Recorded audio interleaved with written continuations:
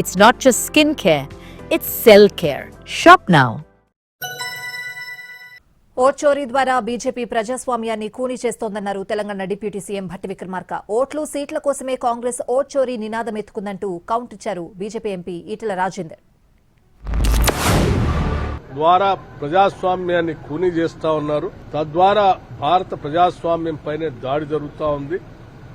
తద్వారా భారత రాజ్యాంగాన్ని కూడా తూట్లు పడవాలన్నటువంటి ఒక కుట్ర దీంట్లో దాగి ఉన్నది.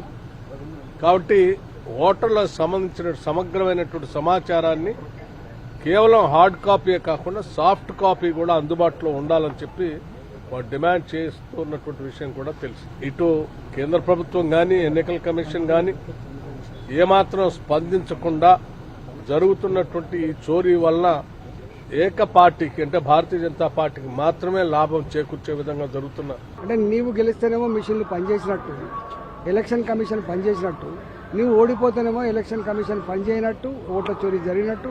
ఇది ఎక్కడి దిక్కుమల్ల ఆలోచన? బీహార్లో కూడా అది బార్డర్ మీద ఉన్నటువంటి ప్రాంతం కాబట్టి, బంగ్లాదేశీయులు ఇతర ప్రాంతాల వాళ్ళు వచ్చేటువంటి ఏరియా కాబట్టి ఇవాళ వీళ్ళ ఓట్ల కోసం సీట్ల కోసం అక్కడ ఇన్ఫిల్ట్రేషన్ అయినటువంటి వాళ్ళకి ఆధార్ కార్డు ఇవ్వడము, లేకపోతే రేషన్ కార్డు ఇవ్వడము, వాళ్ళకి సిటిజన్షిప్ ఇవ్వడం, ఇది ఎంత మేరకు క్షేమం కాదు దేశానికి. ఇవాళ రాజకీయాల కోసం అధికారం కోసం దేశ భద్రతనే పనంగా పెడతా అంటే ఇది మంచి పద్ధతి కాదు. ఇవాళ ఇలాంటి చౌకబారు ఆరోపణలు మంచిది కాదు.